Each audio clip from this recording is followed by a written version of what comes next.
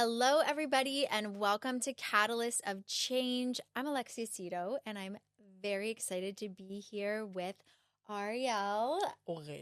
Yes, Sorry. that's fine. Aurélie.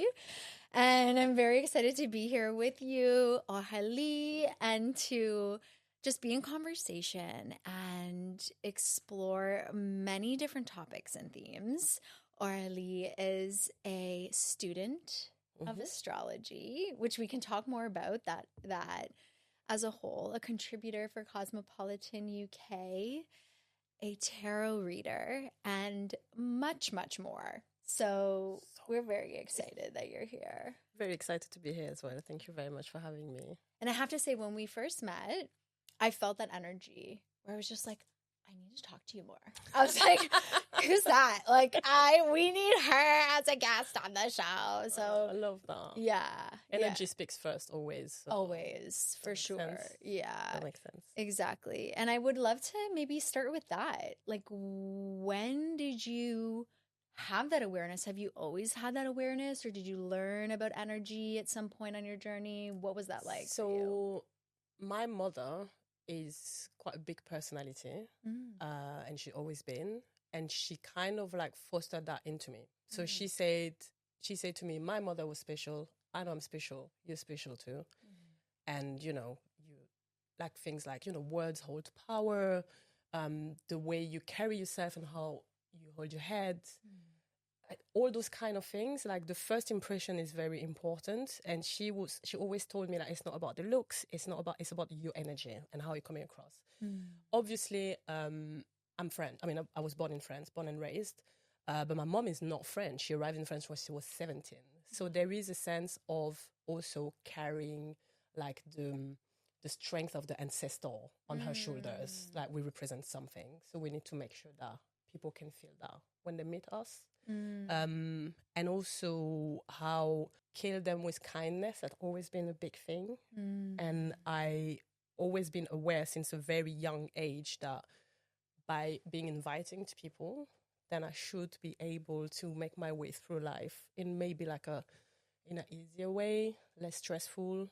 And there've been quite a few hurdles, but like everything is just like, the flow is important. So the energy I come with is very important. I would say the first time I really acknowledged it, I must have been like maybe like 7 or 8 with a teacher that was extremely, now looking back at it as an adult, probably was going through a lot in his personal life. And I happened to be the kid that's talking too much. And the interaction there and the way I've been able, with my feeling like I could move the energy, take that person to a space where as an adult they're not having conversation with a child. I think that's when I realized, and I spoke to my mom and she was like, that's what I was talking about. Just like, that's what I'm talking about. This and the gift of knowing and not knowing where you know. I think it's the two things. Okay, so first, I just want to honor and appreciate your mom.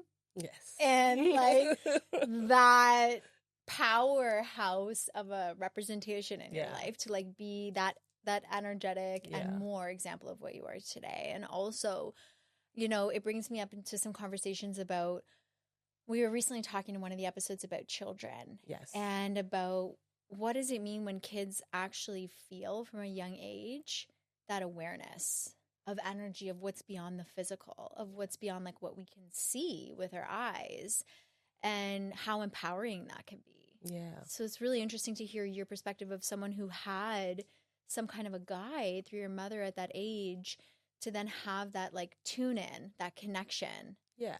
It's very powerful also because this is what she said to me from a young age. Then life went through. She had to go through her own thing where she hasn't always been able to embody that. But that the seed was planted in me anyways. Yes. So then I just had to carry that. And now that she's older and healthier, I would say, I can bring back that plant to her constantly and just be like, look what you did. Like, this is how things work. This is what I became as a woman because of those early words. It doesn't matter what happened between those early words and growing up in life. It's really like the importance of how we talk to our children and what seeds we plant into them is like so important. And I think when our generation maybe is more versed into that now, in terms of understanding the power of words and what the little words we say to the kids, how much it can impact them. And it's like, I didn't realize until very late of like when talking with other women and what their mom say to them. I was just like, oh, that's not what my mom is nice. It's just my mom was great. So yeah, it's the realization that we get like later in life. Like I'm going to turn 40, so obviously the way I'm thinking now is very different from when I was in my 20s. Right. If I've asked me the same question in my 20s, I would have answered very differently. Yeah. And I think like that's like something that I think is also inspiring to hear, because we have to allow ourselves to evolve. Yeah. And like grow and change. Yeah. And so like, what is that like for you? What you're saying, like if you're in your 20s versus now almost in 40, hitting 40, like that shift, that evolution, like what would have been different?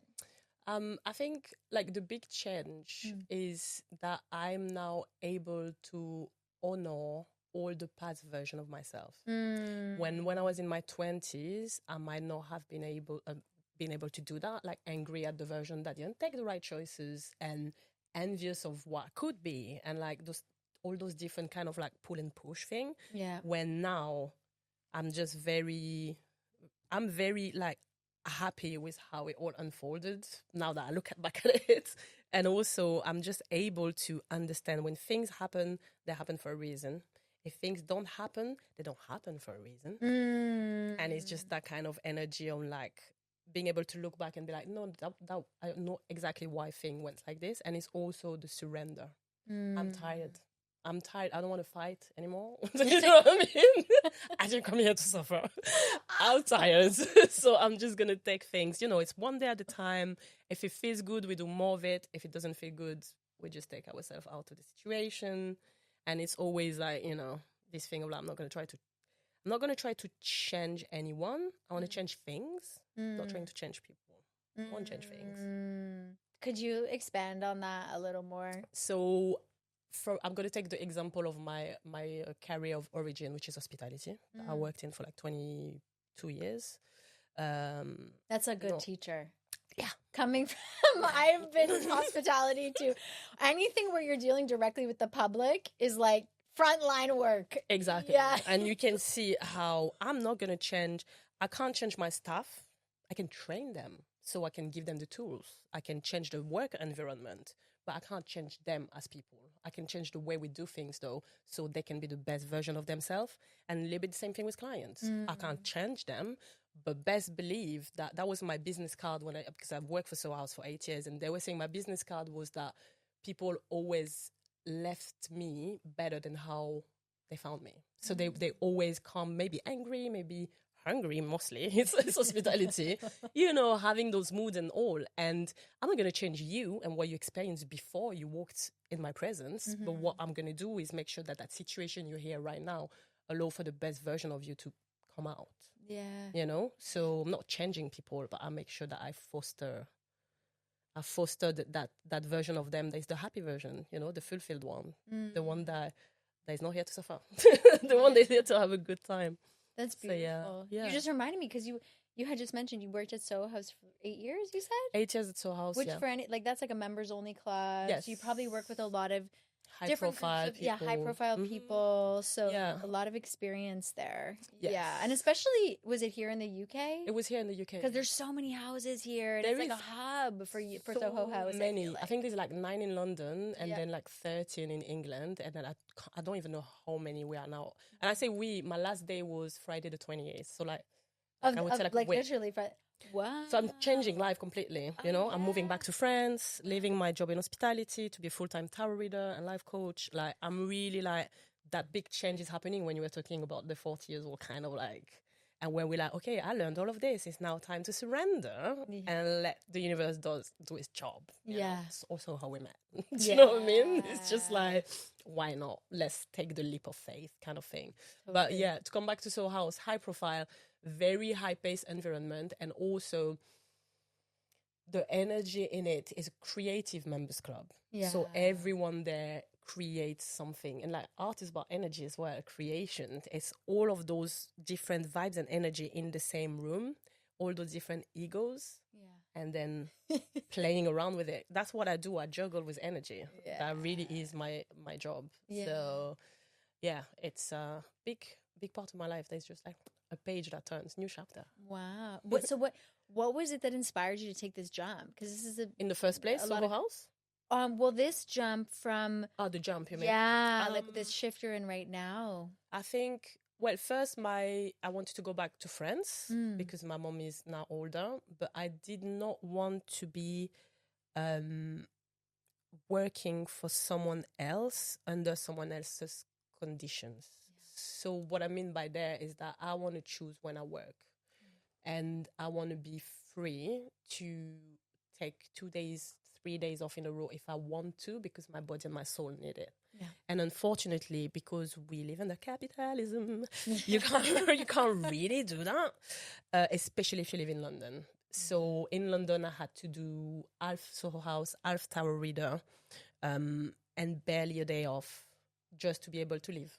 Right. Not even like bowling, just leave. Yeah. You know, pay my rent, pay my bills, have food, maybe go to the restaurant here, but you can't even go on holidays without. Like, it's insane. Mm-hmm. And I also help my mom. So I just wanted to be able to do this by moving back to a place where the rent is not insane. Yeah. So it's like half price from what it is here for a 2-bedroom flat. Wow. Maybe less than that even. And just the quality of life. Nature is 10 minutes train, and like nature, not just like Amsterdam, you know, not just the park. It's just like actual forest. And I just want to be able to study more. Mm-hmm. Like astrology is a big one.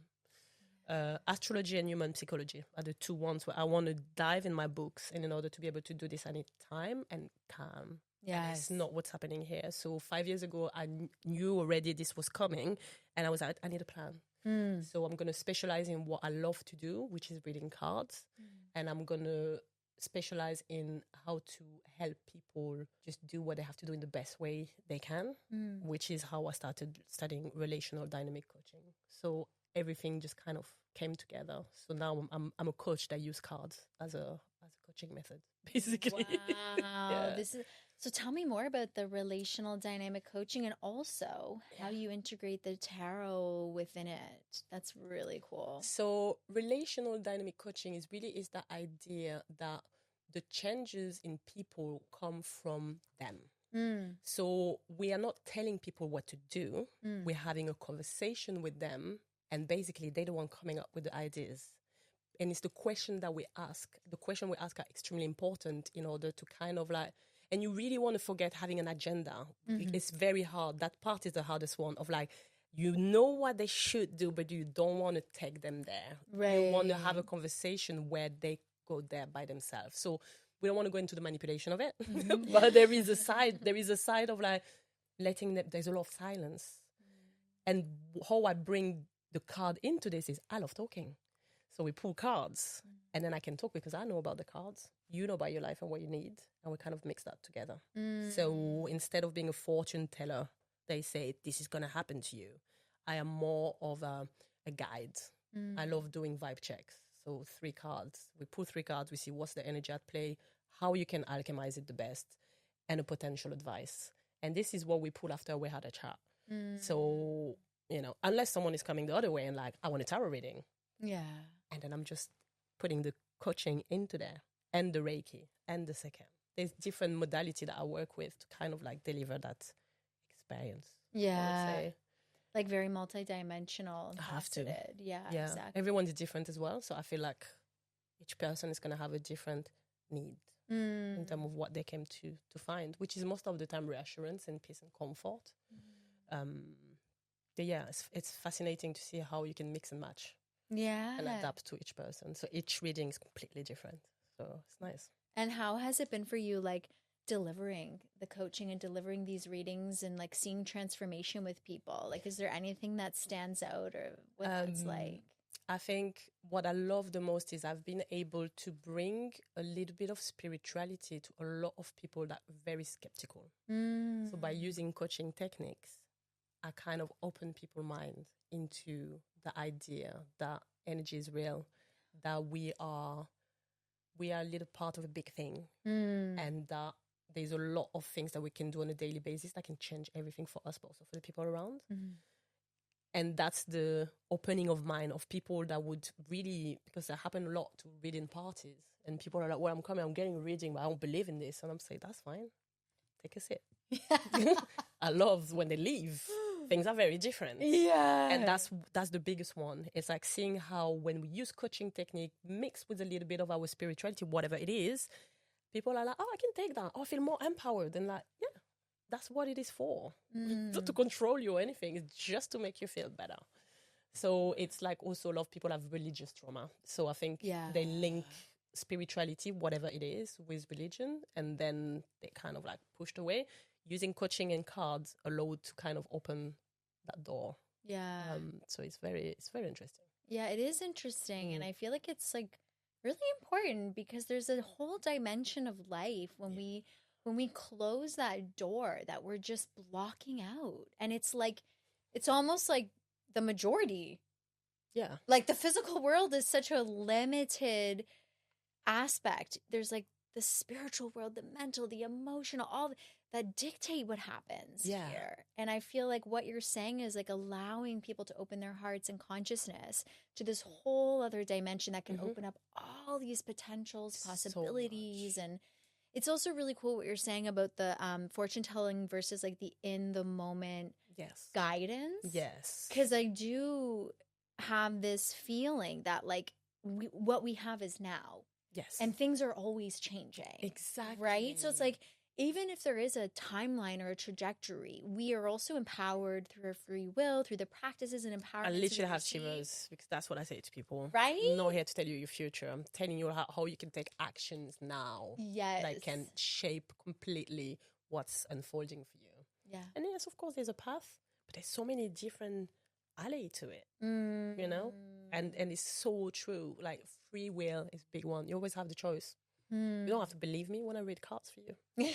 When people that don't listen, most of the time they message me 2 months after, be like, oh my God, you know that job you told me to not take when I did it, it went down. It's really... You had the choice at this present moment to do it or not. Yeah. You know what I mean? Exactly. You always have the choice. You always have the choice. Yeah. And that's like, it's empowering. And it can also, for some people, I feel like almost be more comforting to just say, well, I can't control anything. Yes. This is my destiny. Yeah. You know, I it's just fate. I can't, because it actually takes accountability to show up and be like that part. Right? Yes, people struggle with that. Yeah. Yeah. That's what's beautiful as well with tarot, because sometimes I see this in the card. I'm like, what's this? What's this? You didn't do the job, and now here you are trying to put it on God. Or like, you know. Yeah. Like, babes, come exactly. on. God is against me. God loves you. Just like, or whoever you believe in, you know what I mean? Absolutely. There is no punishment around it. This is wrong ideas that people put in your heads. Yeah. You know. Can you share a little bit about that? Because I love what you said about there's no punishment. Yeah. I would love to hear your wisdom around that, because it resonates a lot. So I think that we are connected to source, and then obviously, like, the Bible is a very new book if you look at the history of humanity, right? So God is love, the source is love, here to support us. We are here to kind of like channel that light, and that's what we do. That's what you do, that's what I do. We walk into the world trying to just like the bisounours. You know the bisounours? It's like a, I don't know the name in English, obviously, but they it's from the 80s, little teddy bears, different colors. They got heart here. My gosh, Care Bears. That's what it is in it. Yeah. That's what we do. Oh my gosh. That's what I call it. So this is exactly what spirituality is for me. Yes. And this is exactly what we do. We go around just sharing that beautiful word of love that we managed to channel.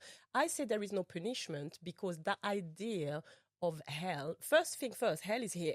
Right. This is where we're at right now. Yeah. This is the punishment for us because the previous life we didn't do the job. So we're coming back to earth, just trying to sort it out. And we just keep on coming back until there is some kind of like, you're right. Now you're good. You know what I mean? But the punishment is, it's what we do to ourselves, but just not taking care of our vessel, you know, drinking our water, sleeping, avoiding drugs and alcohol, I'm not saying we don't do it. I don't drink alcohol anymore. Recovering alcoholic here. But I just think that all those things that you kind of like use in life in order to just go through it, this is the punishment. This is hell. Addiction, envy, jealousy, all those things that we kind of bring on ourselves. This is the punishment. But God is just here to take this away from you, make it lighter, so you can just try to walk your way and help as many people and support as many people as you can. But I also think that without the suffering, that is again not a punishment.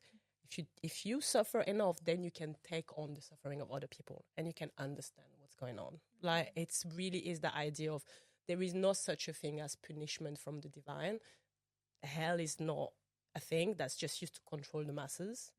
Also because and I'm going far now, when church and the state started to work together, they were like, actually, we can manage to make them do what we want and that's how things all turned around, and now everyone is scared. When I'm just like, and my husband is not spiritual at all, so he would just be like, I'll believe in God, this is... And I'm like, okay. Yesterday he saw the book of Master Cha that makes the science and spirituality together. Yes. I was like, let's have a look at this. And he was like, that's very interesting. But that's what I'm talking about. We are just product of our environment.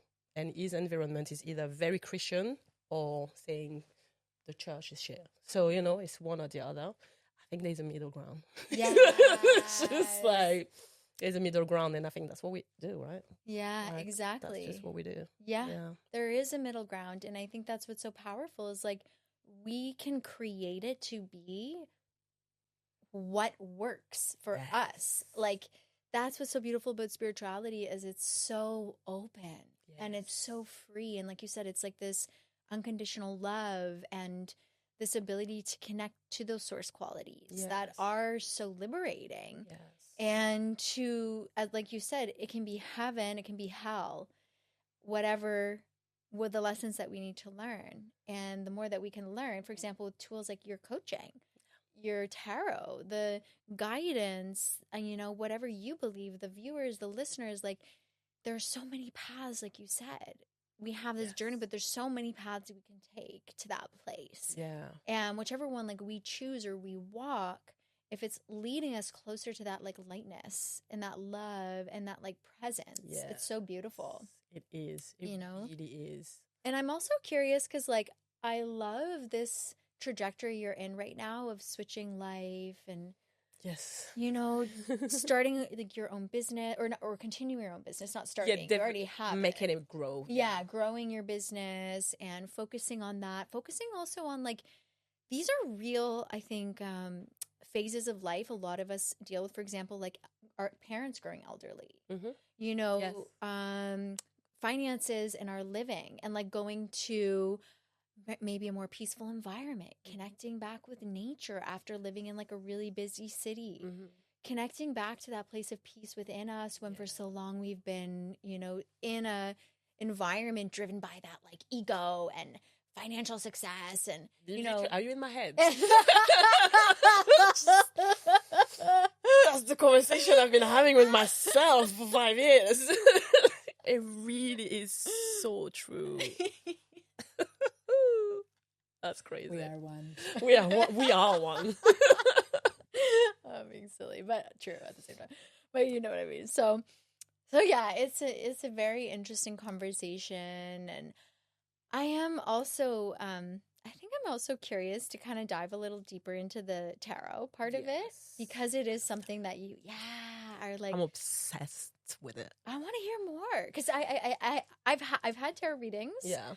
I have lots of friends that are really into tarot, but I'm still would consider myself extremely amateur. So I would love anything you want to share about it. So first thing first that I say to everyone is tarot cards are the book of life. That's how I call it. I use the Rider-Waite-Smith system deck, so 78 cards, major arcanas, and then minors. And basically, each card talks to each human at different time in a different way. So I always say card meanings are mutable. There is a general meaning for it, but then it's so mutable. So when people are like, oh, there's so many meaning to learn, I say you don't really have to learn anything. You have to understand the structure of it. and then you just go with the flow. It's all about that intuition and trusting that intuition. It's pictures. So what do you see? How does it feel? How the picture on the side of each other, what story can you see behind this? And it really is letting your imagination and your intuition and your creativity making you the storyteller. Because that's what I say. When you do a tarot reading, you tell a story. That really is that. So tarot itself, I'm pretty sure that it's coming back in Egypt. When they burned the Bibliothèque of Alexandria, I don't know, it's like the library, Alexandria Library or whatever it is. Yes. There was a lot of things in there, books with those 78 kind of plaques.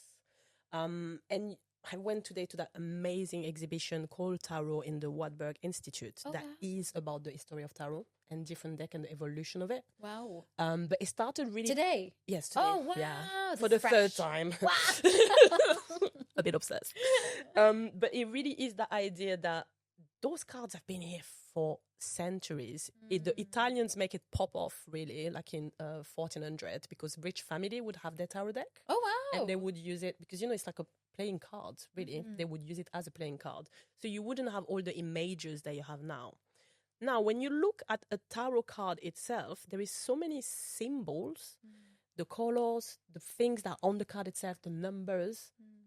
There is so much behind it. So when people are like, oh, I'm very new to it, I'm not too sure, I say everyone can read tarot, given that they spend enough time with their deck. Wow. Books, cool, but don't look at the book. Good book, I like books, but you don't want to come back to it all the time. It's a very intuitive craft. And there's a lot of words, there's a lot of cards, people get scared, and I always say, take your time. It's like taking a bath, you don't rush about it. It's self-care. Everyone should have their own deck. You have your own deck, your own one. I was gifted a tarot deck. Nice. Yeah. I like that. And I say, like, everyone should have one. Yeah. It's a self-care, self-development tool. That's what it is. Yeah. I haven't heard of it referenced in that way, but I also feel, and this is just intuitive because you're inviting it, that your earrings are like connected in some way. They are. Okay, so can you explain? They are. So in tarot, there is, as I was saying, the major arcana. So 22 cards, they represent archetypes. So like, the Hierophant for church and like old values, or the Empress for femininity, fertility, like those big ideas. And then you got the suit, the minor arcana. And cups represent feelings. Pentacle represent the material, so like money, career, but also time and health. And then you've got the wands that are your action and your creativity. And then you got the swords. And the sword is the mind. It's communication. It's our thoughts. So I wear those earrings a lot because English not being my first language, I have always this thing of like, am I making mistakes? Can people understand my accent? This gives me the confidence to speak, even though I might make mistake when I speak. Do you know what I mean? So I wear them when I read cards. I wear them if I have to do something like this. Those swords really represent, is the air element, is intelligence, is the word that come out of our mouth.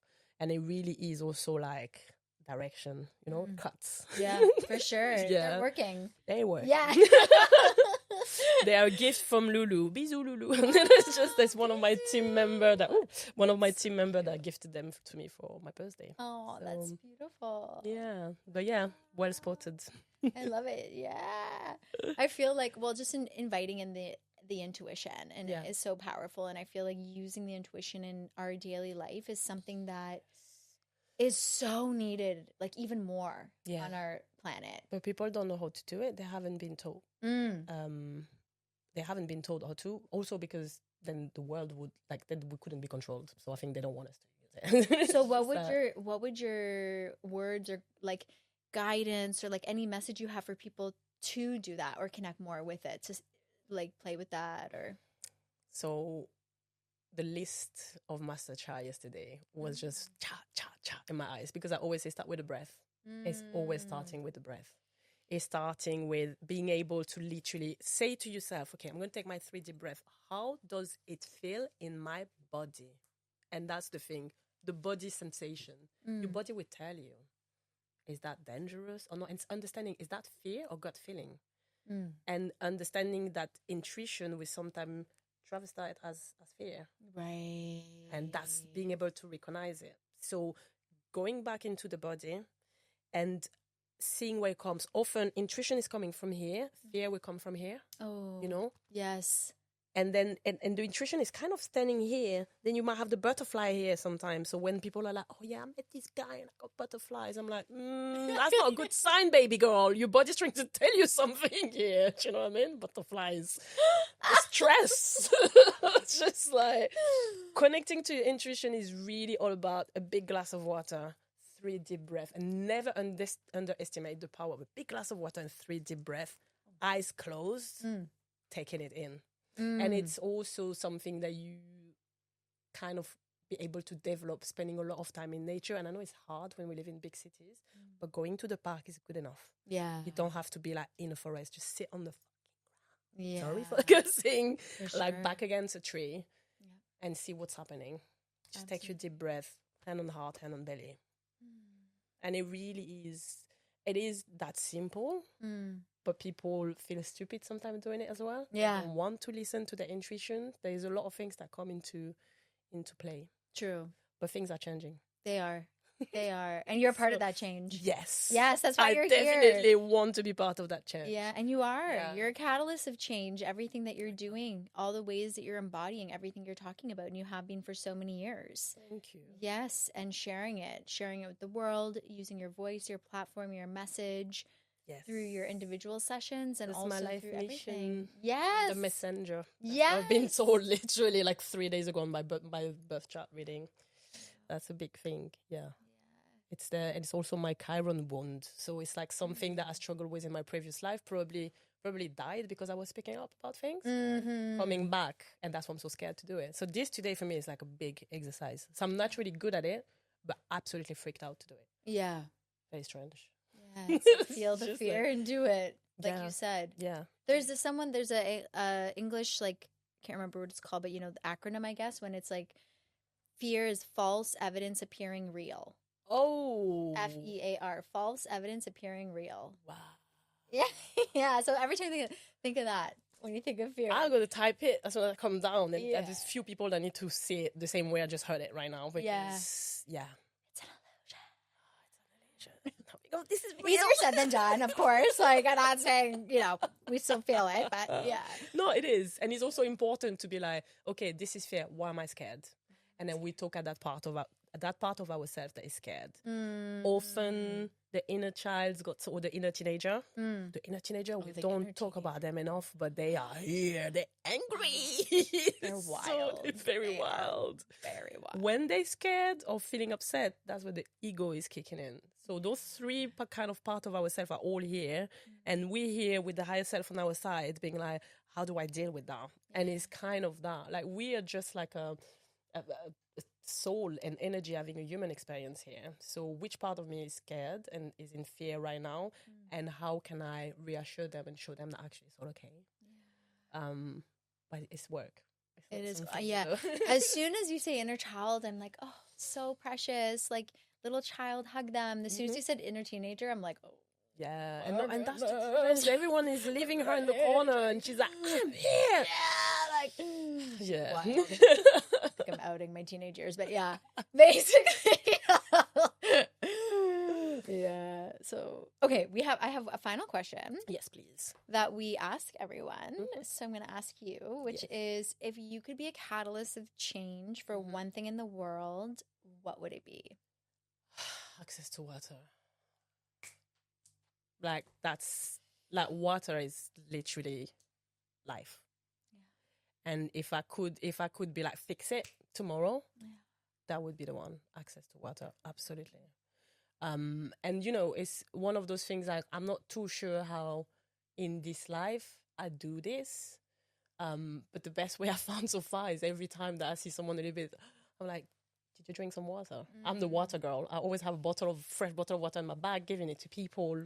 I'm literally, that's for me a big, I don't like to call it issue because I don't want to attach that word to the element of water, but it really is something that is so needed. And for some reason, it's been kept. I know we have to pay for it. It's very weird.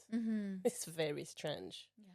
Free water would be a big one. Yeah. That's so important. Yeah. And Yeah, very, very aligned. I don't think you even know, but with Love, Peace, Harmony, we have water programs. Like we work in Zambia. We just are building a clean water well right now in a special community in the Democratic Republic of Congo. So part of our mission is also bringing clean water, especially to the places where we have like our Love, Peace, Harmony wellness programs. We can chat about it after, but I'm sure I would love to help in any way that I can, whatever that can be. Yeah, I want to share it. And also, I'll share after, but I have a message for you about that.